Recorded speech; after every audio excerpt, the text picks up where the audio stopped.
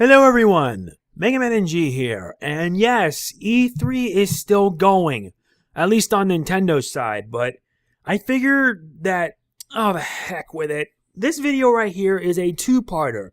Basically what you're seeing is part one, as I cover my thoughts on E3 of everything that has happened so far, such as EA, Bethesda, Microsoft, Ubisoft, Sony, and Nintendo. And the reason why I mentioned Nintendo is because the second part of it is coming tomorrow.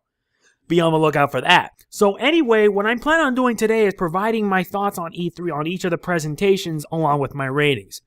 This is not going to be a long video because rather the reason why it is going to be long somewhat is of the very end.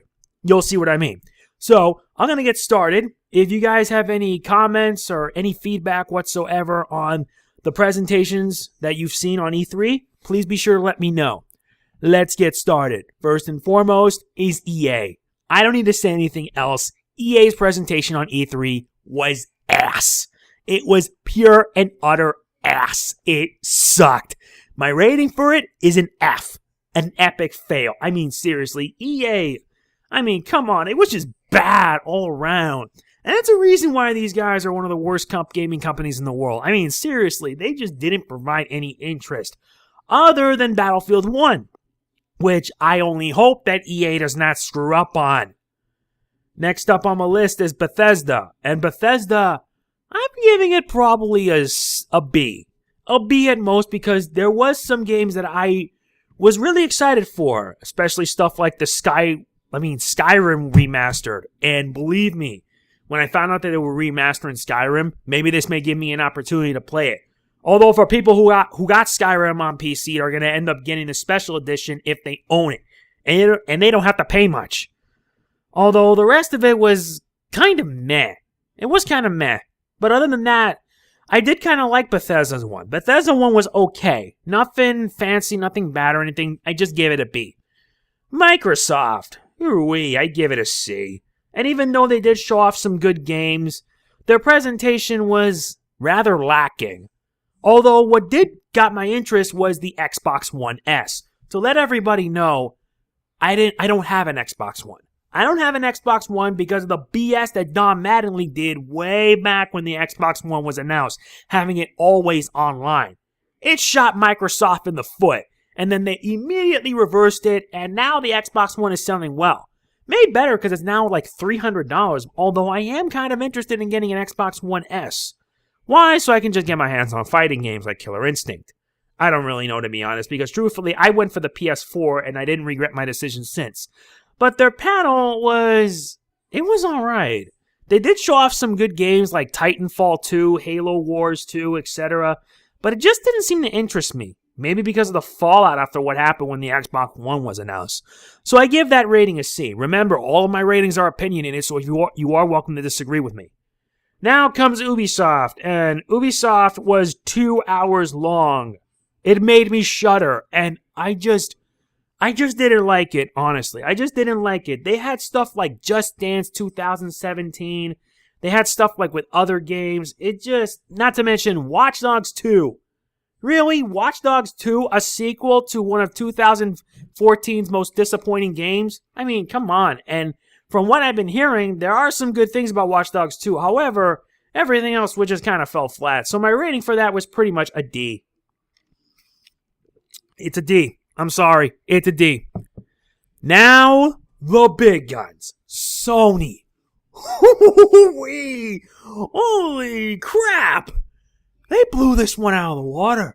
So many games were announced and everybody was flipping out. Like, for example, the new God of War. Yes, there's going to be a God of War 4. And when I saw it, I literally was glistening with glee. I was watching BD Cool 213 stream on it, and even he was surprised. Quite frankly, we all were. Sony did it again. They delivered yet another amazing presentation on E3. So many games that are going to be hyped up, including The Last Guardian. A release date has finally been confirmed, October 25th, 2016. A game like that on Broketober. One of the months where people are going to be spending hundreds of thousands of dollars on games and systems, etc. That is going to be insane. Not to mention Resident Evil 7. Although how they did this was absolutely clever. Very clever. And the best part about it is that the demo for it is available right now. I am going to do like a 1-hour presentation of the Resident Evil 7 demo. Thing is, it's also going to be for PlayStation VR. The new VR headset that's for Sony. Only thing is that it's $400. I don't even know if I'm going to be able to afford it. I don't even know, to be honest, because my brother got his hands on a VR headset, and I tried it, and I'm like, holy crap, that's amazing. I was literally freaking out. I will tell you about this in a separate update video, but truth is, Sony did it again. Not to mention the return of Crash Bandicoot. And I know some of you guys will probably be upset about this, but yes, Crash is coming back.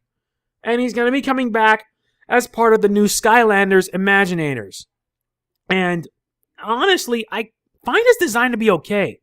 And although he is going to be a PS4 exclusive Skylander, what made me even more happy with Glee is that Sony has confirmed that all 3 original Crash Bandicoot games, Crash 1, Crash 2, Cortex Strikes Back, and Crash 3 Warped, are going to be remastered from the ground up for the PlayStation 4.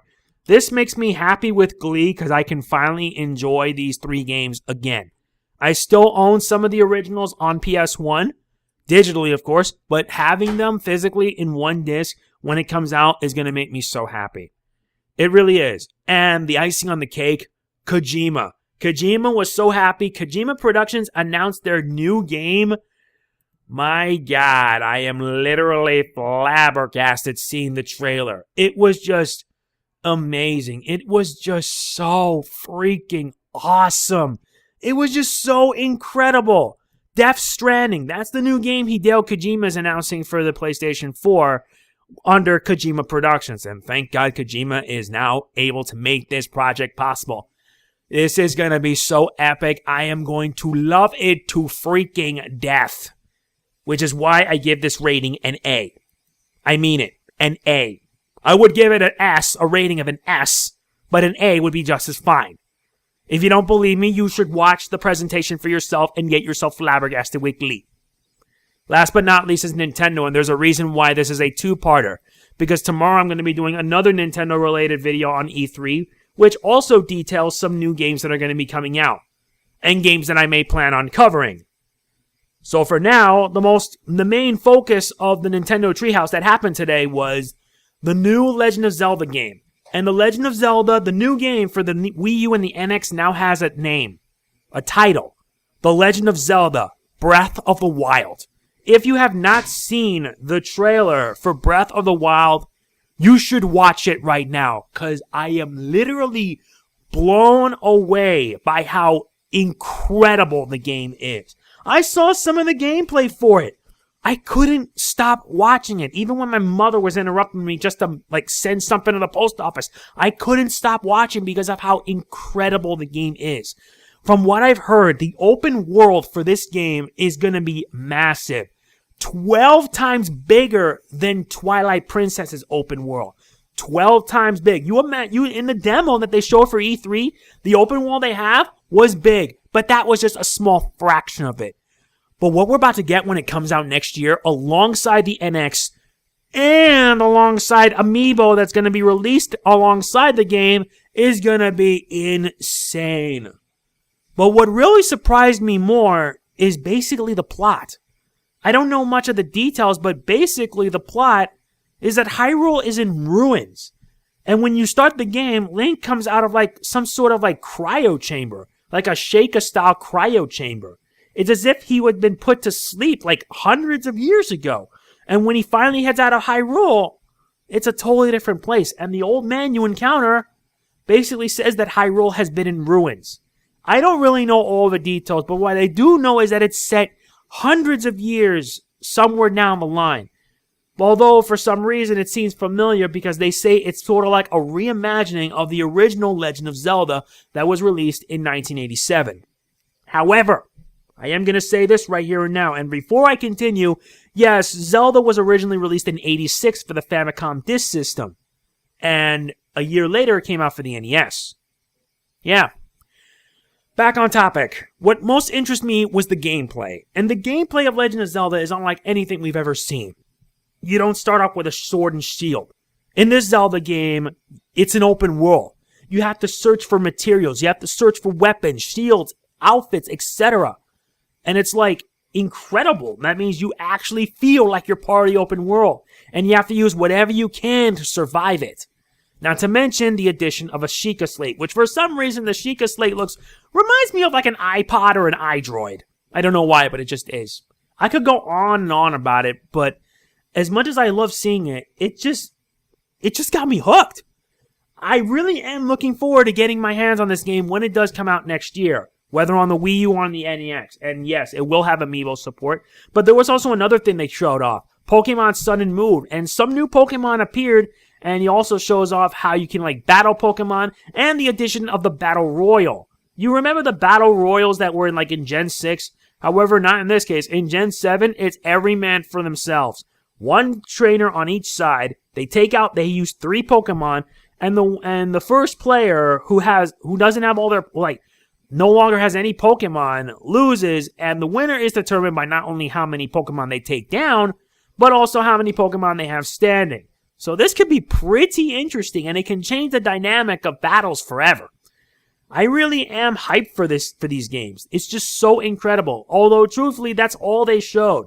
Tomorrow is when I'm going to be discussing my thoughts on the other games that are going to be coming out. And games that I hope to cover courtesy of the Ambassador program that I'm in. Who knows? But for better or for worse, if anything, I'll be buying these games and covering them for you all to see.